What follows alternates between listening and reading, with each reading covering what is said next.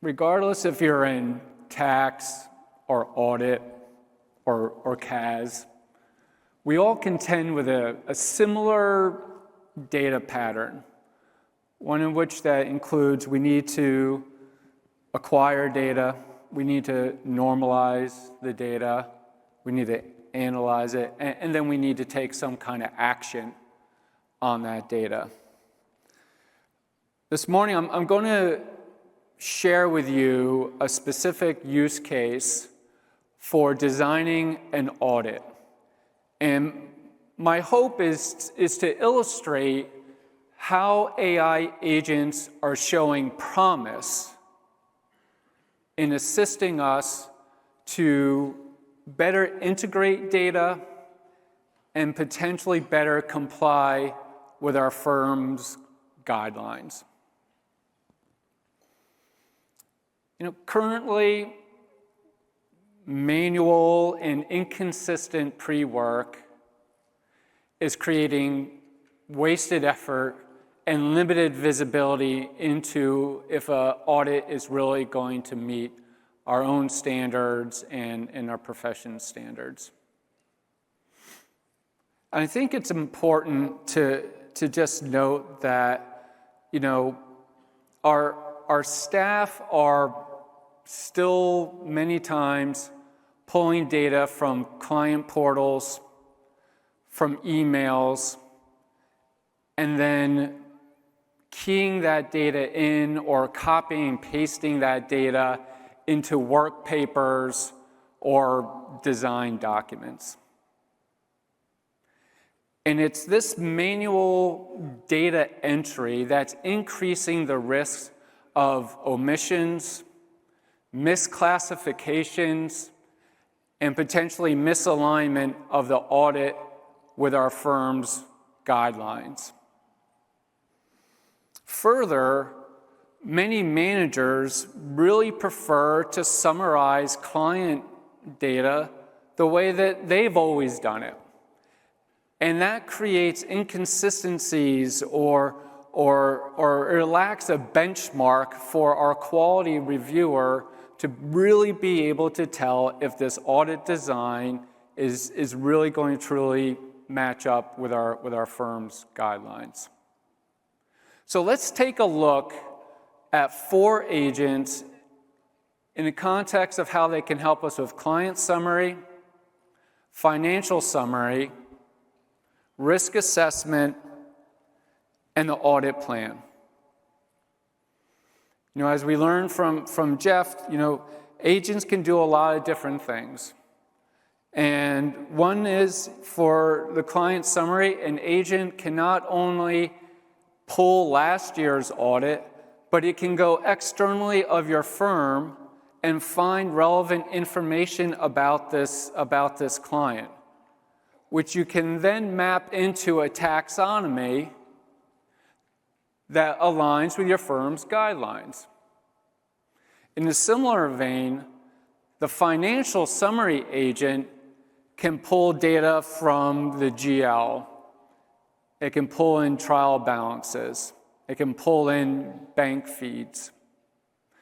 And that can be mapped into your standard chart of accounts.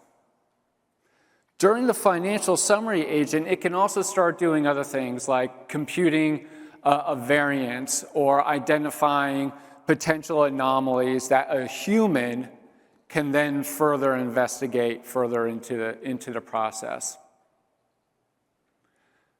Now, the risk assessment agent is going to red flag things like revenue recognition or management's manual override or potential gaps in IT controls. Now, with these 3 agents done with their work, the audit planning agent can get to work, including making recommendations if it was a revenue recognition issue, potentially it would recommend to do a controls walkthrough based upon that finding. Or if it identified some gaps in IT controls, then potentially we would do an assessment of, if user access has been changed in a recent time. So those are the 4 agents, and that's all, really cool stuff. But how are we going to actually govern these agents? And at EisnerAmper, we map our controls directly into data acquisition, normalization, analysis, and action. For data acquisition, we always document the source of truth, and we apply specific tagging or labels so we know how to manage this data. From a normalization perspective, we always need to know if those transformations are repeatable. Were they logged? The analysis always has to be inspectable. We always need to understand, why did the AI analyze this data the way it did? And then finally, for acting, it's really about it being reversible. That a human at any point in this process I've walked you through so far can undo something, can change it, can change direction of it. So, to summarize, if you're in CAS and working in back office, outsourcing, you're constantly pulling data down from bank accounts or QuickBooks, doing a reconciliation and producing a month-end report. In tax, right, you're always waiting on provided by client documents. When can we start this project? When can I create my workbook? When can I produce a return? When can I attach the return to an email? When can I put it up to a client portal? So I suggest to everyone to do a quick mental exercise. Log into your favorite GPT, upload 3 messy data sources and 1 corresponding template.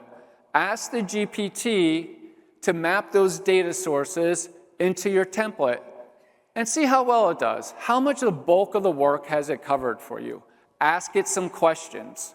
How accurately does it answer your questions?